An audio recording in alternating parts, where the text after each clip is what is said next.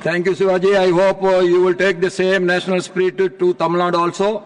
And now, Sri Sanjay Singh ji. Vande Mataram sir, आपका बहुत बहुत आभार कि आपने वंदे मातरम जैसे महत्वपूर्ण विषय पर मुझे अपनी बात कहने का अवसर दिया। मान्यवर, मैं सोच रहा था कि वंदे मातरम के बारे में उसके 150 वर्ष पूरे होने पर यह चर्चा सरकार के द्वारा क्यों प्रायोजित कराई जा रही है। एक तो यह अच्छी बात है कि देशभक्ति की भावना का विकास सबके अंदर हो। वंदे मातरम के महत्व को सारे देश के लोग समझें, नौजवान समझे, किसान समझे, मजदूर समझे, पढ़ा लिखा समझे, गैर पढ़ा लिखा समझे। यह अच्छी पहल है। लेकिन मैं साथ ही साथ यह भी सोच रहा था, तो एक घटना मुझे याद आई मान्यवर। वो घटना थी उत्तर प्रदेश की। हमारे एक ऊर्जा मंत्री हैं, माननीय मंत्री जी ए.के. शर्मा जी। उनके सामने व्यापारी लोग पहुंचे। उन्होंने कहा 21 घंटे से लाइट नहीं आ रही, 21 घंटे से लाइट नहीं आ रही, व्यापार बर्बाद हो रहा है, बच्चे रो रहे हैं, हमको गर्मी में बिजली दे दो। मंत्री जी ने कहा जय श्री राम, बजरंगबली की जय, और गाड़ी में बैठ के चले गए। मैं आपके माध्यम से सरकार से पूछना चाहता हूं, क्या भगवान श्री राम ने आपको कहा है कि आप नाकारे और निकम्मे हो जाइए और जनता को अंधेरे में रखिए, बिजली ना दीजिए? यह क्या भगवान श्री राम ने आपको कहा है? यह शिक्षा आपको भगवान श्री राम ने दी है? मान्यवर, मुझे वंदे मातरम आम आदमी पार्टी की रैलियों में, आम आदमी पार्टी की सभाओं में भारत माता की जय और वंदे मातरम जोर जोर से लगाए जाते हैं। किसी दिन लगाने का मन हो तो आ जाना हमारी पार्टी के कार्यक्रम में, आपसे ज्यादा तेजी के साथ वहां पर वंदे मातरम लगाएंगे। सदन में भी लगाना चाहते हो लगाओ। तो आप इन नारों के पीछे, ये नारे देशभक्ति के हैं, ये नारे देश की रक्षा के हैं, ये नारे देश को आजादी दिलाने के लिए हैं। ये नारों के पीछे अपने गुनाहों को छिपाने के लिए नारे नहीं है, मैं कहना चाहता हूं मान्यवर। और आप क्या कर रहे हैं? आप इन नारों के पीछे अपने गुनाहों और अपराध को छिपाना चाहते हैं। वंदे मातरम का मतलब क्या है? वंदे मातरम का मतलब है मातृभूमि की वंदना। मातृभूमि की वंदना। हम मातृभूमि की वंदना करते हैं, तो आप कैसे मातृभूमि की वंदना कर रहे हैं? अरे 1 रुपए में तो एक आम नहीं मिलता। आपने 1 रुपए में अडानी को 1050 एकड़ जमीन और 10 लाख आम और लीची के पेड़ दे दिए। ये मातृभूमि की वंदना, ये आपकी मातृभूमि की वंदना है। ऑनरेबल मेंबर, आप मातृभूमि को बेचकर मातृभूमि की वंदना कर रहे हैं। ये मातृभूमि की, आज वंदे मातरम पे ही बात करूंगा सर। मातृभूमि की वंदना, मातृभूमि की वंदना हिंदुस्तान के एयरपोर्ट को बेच के नहीं हो सकती। मातृभूमि की वंदना रेल को बेच के नहीं हो सकती, सेल को बेचकर नहीं हो सकती, समुद्री तटों को बेचकर नहीं हो सकती, कोयला और गैस को बेच के नहीं हो सकती, हिंदुस्तान की जमीनों को बेच के नहीं हो सकती। तुम लोग मातृभूमि को बेचने वाले लोग हो, तुम मातृभूमि की वंदना करने वाले लोग नहीं हो। मान्यवर, वंदे मातरम पे ही सुनिए। आज वंदे मातरम के अलावा कुछ बोलूंगा ही नहीं। मातृभूमि की वंदना, इस मातृभूमि की वंदना में जब यहां पे लीडर ऑफ द अपोजिशन बोल रहे थे, मान्यवर, honourable I am not yielding sir, I am not yielding sir, sir I am not yielding sir, I am not yielding sir. जब लीडर ऑफ अपोजिशन बोल रहे थे, ऑथेंटिकेट इट प्लीज देन। जब leader, sir I am not yielding, sir I am not yielding. जब यहां पे leader of opposition बोल रहे थे, नो पॉइंट ऑफ ऑर्डर, खड़गे साहब, उनके मुंह से नो पॉइंट ऑफ ऑर्डर, दलित शब्द निकल गया, दलित शब्द निकल गया। पूरी की पूरी भारतीय जनता पार्टी हाउस में खड़े होकर विरोध करने लगी। दलितों से इतना चिढ़ है आपको? क्या दलित भारत माता के बच्चे नहीं? क्या पिछड़े भारत माता के बच्चे नहीं? क्या आदिवासी भारत माता के बच्चे नहीं? अगर दलितों, पिछड़ों, आदिवासियों की बात होगी तो आप विरोध करोगे? I'll have to give it to LOH. आप विरोध I'll have to करोगे? give it to LOH. You are not on the topic. LOH. Just need a minute. LOH. Sir दो बातें हैं। Please. LOH is on its legs. LOH is on its legs. Sir दो बातें हैं। एक तो हम चाहते हैं कि डिबेट, हेल्दी डिबेट हो, तर्कों के साथ हो। अभी इन्होंने आरोप लगा दिया कि दलितों पर बीजेपी वाले एकदम हल्ला करने लगे। ऑन रिकॉर्ड है, मैंने कहा है दलित के विषय में कि ये हमारे पूज्य हैं, हमारे भाई हैं, ये ऑन रिकॉर्ड है। इस तरीके के स्वीपिंग स्टेटमेंट्स न दें और इस हाउस के माध्यम से देश को गुमराह न करें, नंबर 1। नंबर 2, आपने कहा ये बेच दिया। आई से please authenticate on the floor of the house whatever you have charge. देखिए, आज सर बहुत अच्छी बात गृह मंत्री जी भी कह के गए और लीडर ऑफ द हाउस भी कह रहे हैं कि जो कुछ भी मैं बोलूं उसको ऑथेंटिकेट करूं। और मैं आपसे अनुरोध कर रहा हूं सर कि अगर मैं ऑथेंटिकेट ना करूं तो मेरे खिलाफ कार्रवाई की जाए। एक एक चीज मैं ऑथेंटिकेट करूंगा। अगर मैं कोई बात कह रहा हूं तो उसको ऑथेंटिकेट करूंगा। दूसरी बात, शहीद खुदीराम बोस की बात हुई सर, कल उस सदन में चर्चा हुई। हिंदुस्तान के सबसे युवा क्रांतिकारी जिन्होंने फांसी के फंदे को चूमा, वंदे मातरम का नारा लगाया, शहीद खुदीराम बोस, शहीद रोशन सिंह, शहीद राजेंद्र लहड़ी, शहीद अशफाक उल्ला, शहीद राम प्रसाद बिस्मिल, शहीद प्रफुल्ल चाकी, हिंदुस्तान के तमाम क्रांतिकारियों ने जब फांसी के फंदे को चूमा, शहीद आजम भगत सिंह, शहीद सुखदेव, शहीद राजगुरु, सबने वंदे मातरम का नारा लगाया। सबने वंदे मातरम का नारा लगाया। और शहीद खुदीराम बोस को अब आप याद कर रहे होंगे, मैं पिछले 31 साल से 3 दिसंबर को शहीद खुदीराम बोस की जयंती का आयोजन करता हूं। मेरी संस्था का नाम शहीद चंद्रशेखर आजाद के नाम पे है। शहीद खुदीराम बोस हिंदुस्तान के वो क्रांतिकारी थे, जब उनको फांसी के फंदे पे चढ़ाया गया और उनका जब अंतिम संस्कार हुआ तो जो राख उनके अंतिम संस्कार से निकली मान्यवर, उसको बंगाल की मां तावीज बना के अपने बच्चों को पहनाती थी कि ऐसे ही बनना हिंदुस्तान के लिए क्रांतिकारी। यह इतिहास, यह हिंदुस्तान का इतिहास। लेकिन मैं आपके माध्यम से इस सरकार से पूछना चाहता हूं, आपके पुरखे इस वक्त क्या कर रहे थे जब शहीद आजम भगत सिंह वंदे मातरम लगा रहे थे, शहीद सुखदेव वंदे मातरम लगा रहे थे, शहीद राजगुरु वंदे मातरम का नारा लगा रहे थे, शहीद खुदीराम बोस वंदे मातरम का नारा लगा रहे थे। उस वक्त आप क्या कर रहे थे? क्या कर रहे थे आप? वंदे मातरम का नारा लगाकर लोग जेल गए, लाठियां पड़ी उनको। मैं आपके माध्यम से इस सरकार से पूछना चाहता हूं, आरएसएस के 4 लोगों का नाम बताओ जो वंदे मातरम नारा लगा के जेल गए, उनका नाम बताओ आप। 4 लोगों का नाम बताओ आप, अपने 4 पुरखों का नाम आप बताओ।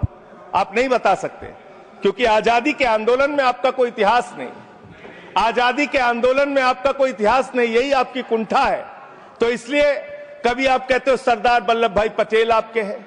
अरे भैया, सरदार वल्लभ भाई पटेल ने आरएसएस के ऊपर बैन लगाया था, यह रिकॉर्डेड हिस्ट्री है। और जब 18 महीने जेल में रखा गया आरएसएस के लोगों को राष्ट्रपिता महात्मा गांधी की हत्या के अपराध में, जब उनको छोड़ा गया, बैन हटाया गया, तो उसमें शर्त लगाई कि आप राष्ट्रीय ध्वज को मानेंगे, यानी कि आप तिरंगे झंडे को भी नहीं मानते थे। आपने 52 साल तक हिंदुस्तान का तिरंगा झंडा आरएसएस के मुख्यालय पे नहीं फहराया सर, नहीं फहराया।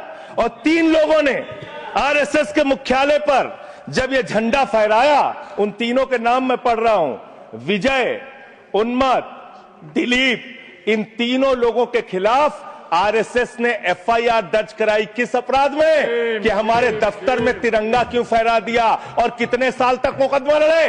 13 साल तक मुकदमा लड़े। यह है आपकी असलियत।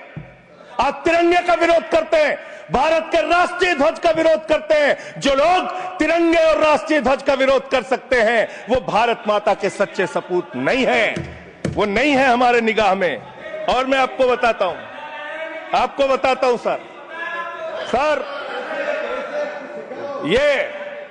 ये है 28 दिसंबर 1949 का ऑर्गेनाइजर पत्र, इसको भी रखूंगा क्योंकि आज गृह मंत्री जी और लीडर ऑफ द हाउस दोनों कह के गए रिकॉर्ड पे सारी चीजें आनी चाहिए, इसको रिकॉर्ड पे रखना चाहिए। इतिहास देश को पता चलना चाहिए किन लोगों ने देश के साथ गद्दारी की, किन लोगों ने तिरंगे का विरोध किया, किन लोगों ने राष्ट्रगान का विरोध किया। आपको ये पढ़ के सुनाना चाहता हूं, ये ऑर्गेनाइजर है, क्या लिख रहा है। What is the moral sanction behind government's choice of Jan Gana Man, except that it can be made an item of entertainment. आप राष्ट्रगान का विरोध कर रहे हैं, आप भारत के राष्ट्रगान का विरोध कर रहे हैं। आपके मुख्य पत्र में भारत के राष्ट्रगान का विरोध लिखा गया है। इसके लिए भारत के प्रधानमंत्री को और पूरी की पूरी भारतीय जनता पार्टी को, जो अपने आप को आरएसएस को अपना आदर्श मानती है, पूरे देश से माफी मांगनी चाहिए। यह रिकॉर्ड पे लाऊंगा सर, इसको रख लीजिएगा, ये रिकॉर्ड पे रखा जाए। मान्यवर, फिर से बोल दे रहा हूं, 28 दिसंबर 1949 ऑर्गेनाइजर अखबार जो आरएसएस का मुख्य पत्र है, और इस आरएसएस के मुख्य पत्र में फिर से लिख दे रहा हूं, फिर से पढ़ दे रहा हूं क्या लिखा हुआ है। What is the moral sanction behind government's choice of Jan Gana Man? Unnecessarily it will get provoked. It can Continue, be please. made an Please item continue. of entertainment. Please continue. ये लिखा हुआ Sanjay ji unnecessarily provoke. Continue. Continue. अच्छा। Sir, मैं आपसे ये कहना चाहता हूं कि आपने तिरंगे का विरोध किया, राष्ट्रगान का विरोध किया, वंदे मातरम आपने लगाया नहीं कभी। कोई आपका व्यक्ति देश की आजादी के आंदोलन में जेल नहीं गया कभी। आपने कोई देश के लिए, हमारे यहां अवधि में कहावत है, नाखून कटाए कि शहीद ना बना भैया। तू तो नाखूनों नहीं कटाया भैया, बिना नाखून कटाए शहीद बना चाहता है, बिना नाखून कटाए शहीद। ऐसे काम नहीं चलेगा सर। जिन्ना का भी जिक्र कल दूसरे सदन में हुआ, प्रधानमंत्री जी ने जिक्र किया। जिन्ना के साथ आपके कितने गहरे और मधुर संबंध थे, क्या इस देश के लोगों को पता है? नहीं पता, मैं बताता हूं। श्यामा प्रसाद मुखर्जी जी फजलुल हक की गवर्नमेंट में फाइनेंस मिनिस्टर थे, और फाइनेंस मिनिस्टर रहते हुए उन्होंने अंग्रेज गवर्नर को चिट्ठी लिखी थी। Shyama Prasad followed this and told Governor Herbert, the administration of the Bengal province should be carried on in such a manner that in spite of the best efforts of the Congress, this Quit India movement will fail. ये चिट्ठी लिखी है। आपने भारत छोड़ो आंदोलन के खिलाफ आपके नेता, जनसंघ के पहले राष्ट्रीय अध्यक्ष और तत्कालीन गवर्नमेंट में जो वित्त मंत्री थे, उन्होंने चिट्ठी लिखी अंग्रेज गवर्नर को और कहा कि भारत छोड़ो आंदोलन, जो हिंदुस्तान के क्रांतिकारियों का आंदोलन था, जो देश की आजादी का आंदोलन था, वो आंदोलन कुचल देना चाहिए, खत्म कर देना चाहिए। ये है रिकॉर्डेड हिस्ट्री आपकी, ये आपको, आपके बारे में पूरे देश को पता रहना चाहिए। अब जिन्ना, हाँ, इसको भी सभा के पटल पर रखूंगा। जिन्ना और आपके रिश्ते क्या थे? कितने मधुर रिश्ते थे। एक राज्य में सरकार नहीं बनाई मान्यवर इन्होंने, नॉर्थ वेस्ट फ्रंटियर, सिंध प्रांत और फजलुल हक की गवर्नमेंट। फजलुल हक वो शख्स है जो पाकिस्तान बनने के बाद वहां की सरकार का गृह मंत्री बना। आपके रिश्ते उन लोगों के साथ थे, ये देश को पता होना चाहिए। इसलिए आप किसी को भी देशभक्ति का प्रमाण पत्र बांटने का काम मत कीजिए। आप वंदे मातरम लगाने का काम कर रहे हैं और देश की सुरक्षा के साथ खिलवाड़ कर रहे हैं। आप भारत की सेना को 4 साल के अग्निवीर पे लेके आ गए, जो हिंदुस्तान की सीमा की सुरक्षा करने वाले हैं, जो वंदे मातरम का नारा लगाते हैं हमारे जवान, हमारे सैनिक, जो -50 डिग्री टेम्परेचर में सियाचिन में और +50 डिग्री टेम्परेचर में जैसलमेर में भारत की सीमाओं की रक्षा करते हैं, इस मातृभूमि की रक्षा करते हैं। उनके पीठ में छुरा मारने का काम आपने किया, उनकी नौकरी 4 साल की कर दी अग्निवीर की। आपको मातृभूमि से प्यार है, आप देशभक्ति की बात करेंगे, आप देशभक्ति की बात कर रहे हैं। अरे मैंने साइकिल चोर सुना था, लॉकेट चोर सुना था, स्कूटर चोर सुना था, मैंने सुना था तमाम तरह के चोर होते हैं। आप लोग तो वोट चोर निकल गए हिंदुस्तान के अंदर। वोट चोर, 3 करोड़ वोट, उत्तर प्रदेश में 3 करोड़ वोट की चोरी करने जा रहे हैं। कल की मीटिंग में पता चला 17.5% वोट उत्तर प्रदेश में काटे जाएंगे। आप ये कर रहे हैं, ऐसे लोकतंत्र को मजबूत करेंगे? ऐसे आप मातृभूमि की सेवा करेंगे? ऐसे आप मातृभूमि की वंदना करेंगे? मान्यवर, मैं आप लोगों से सिर्फ इतना कहना चाहता हूं मान्यवर, आपके माध्यम से, कि हमने फिल्मों में सीन देखी है, डाकू लोग आते हैं, जय भवानी जय भवानी जय भवानी कह के, और वो गांव का गांव लूट के चले जाते हैं। जय भवानी कह के गांव का गांव लूट के चले जाते हैं। हम इस देश के अंदर किसी भी सरकार को वंदे मातरम और भारत माता की जय लगाकर देश को लूटने की इजाजत नहीं देंगे। वंदे मातरम लगाएंगे, भारत माता की जय लगाएंगे, जय हिंद भी कहेंगे, राष्ट्रगान भी कहेंगे, वंदे मातरम भी गाएंगे, लेकिन देश के साथ गद्दारी और धोखेबाजी नहीं करने देंगे। आपको नहीं करने देंगे। ये देशभक्ति के नारे हैं, ये देशभक्ति के नारे हैं। आप बेरोजगारी पे बात नहीं करना चाहते, महंगाई पे बात नहीं करना चाहते, दलितों का मंदिर में प्रवेश वर्जित है, कहीं उनको रोका जा रहा है, उस पर बात नहीं करना चाहते, पिछड़ों का शोषण हो रहा है, उस पर बात नहीं करना चाहते। आपने मातृभूमि की सेवा यह की है कि आज हिंदुस्तान के ऊपर 200 लाख करोड़ रुपए का कर्जा है, 200 लाख करोड़ रुपए का कर्जा। आपने हिंदुस्तान को आज इस स्तर पे पहुंचाने का काम किया है। और दूसरी बात मैं पूछना चाहता हूं आपके माध्यम से मान्यवर, इस देश में मजदूर भी हैं, किसान भी हैं, आदिवासी भी हैं, दलित भी हैं, पिछड़े भी हैं, सवर्ण भी हैं, सब में अनपढ़ है, सब में भारी संख्या है जो पढ़े लिखे नहीं है, जिनको संस्कृत का ज्ञान नहीं है, जो नहीं पढ़ सकते वंदे मातरम। तो आप उनको कह रहे हैं कि वो देशभक्त नहीं है। मैं आपके माध्यम से कहना चाहता हूं, वो देश को लूटने वाले अडानी जैसे पूंजीपतियों से ज्यादा बड़े देशभक्त हैं, जो अपने बच्चों के लिए श्रम करते हैं, मजदूरी करते हैं, कुली का काम करते हैं और अपने बच्चों का पेट भी पालते हैं, देश की भी सेवा करते हैं। वो आपसे ज्यादा देशभक्त हैं। उनकी देशभक्ति को आप इससे चेक करने का काम मत कीजिए, इससे पैसे उससे परीक्षा करने का काम मत कीजिए। मान्यवर, मैं अंत में एक और बयान आया, उसका जिक्र करके अपनी बात को खत्म करूंगा। अभी SIR की प्रक्रिया के तहत उत्तर प्रदेश के मुख्यमंत्री ने कहा कि डिटेंशन सेंटर बनाए जाएंगे। 80 लाख लोगों के वोट आपने बिहार में काट दिए, वहां कितने घुसपैठिए मिले आपको? अरे भाई, ये भी मातृभूमि की बात हो रही है। आप लोग चाहते हैं बांग्लादेशी यहां पे आ जाएं, मातृभूमि की सुरक्षा को खतरा हो जाए? आपको तो चिंता वही है ना, वही तो बात कर रहा हूं। कितने बांग्लादेशी घुसपैठिया मिले? कितने बांग्लादेशी घुसपैठिया मिले? कितने बांग्लादेशी घुसपैठिया मिले? मात्र 315, जिसमें नेपाल के बाकी लोग सिर्फ 78 मुसलमान मिले। वहां 80 लाख लोगों के आपने वोट काट दिए। अब आप कह रहे हैं उनको डिटेंशन सेंटर में रखेंगे, उनको डिटेंशन सेंटर में आप रखेंगे जो हिंदू हैं, जिनके जो पूर्व IAS हैं। आप इस देश का सिर्फ माहौल बिगाड़ना चाहते हैं। आप इस देश को सिर्फ नकली नारों के पीछे सिर्फ आप अपने आप को छिपाना चाहते हैं। वंदे मातरम देशभक्ति का नारा है, भारत माता की जय देशभक्ति का। हां, दिल्ली में तो काटोगे ही आप, ठीक ही कह रहे हो, पहले से ही नियत बता दिया। दिल्ली की हालत तो कर दी आपने।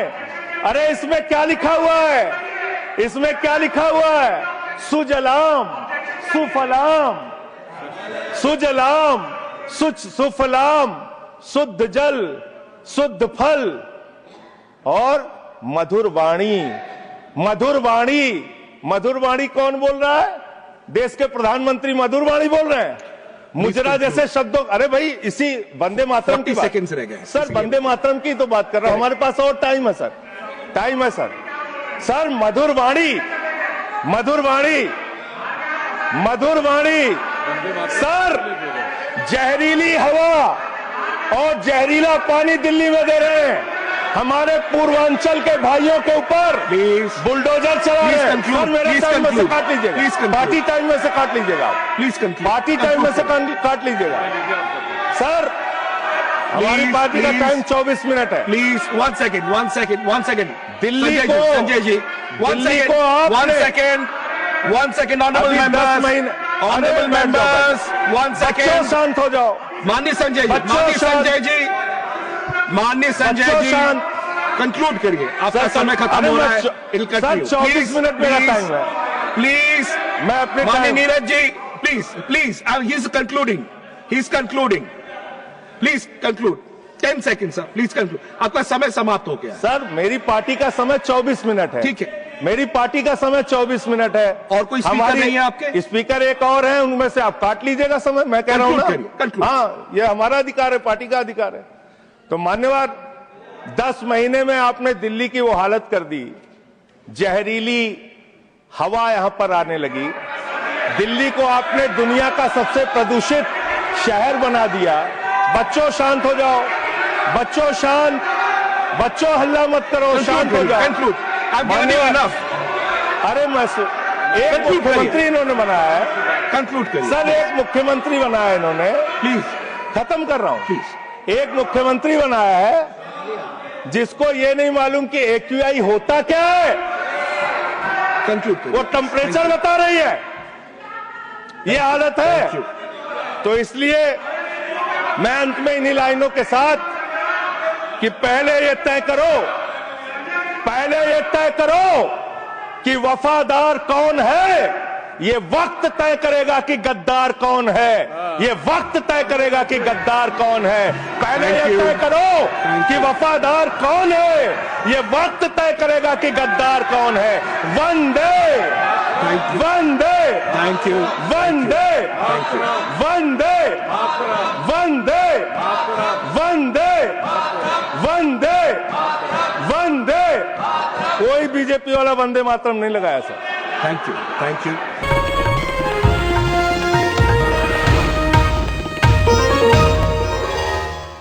Copyright disclaimer under Section 107 of the Copyright Act 1976. Allowance is made for fair use for purposes such as criticism, comment, news reporting, scholarship, and research. Fair use is a use permitted by copyright statute that might otherwise be infringing.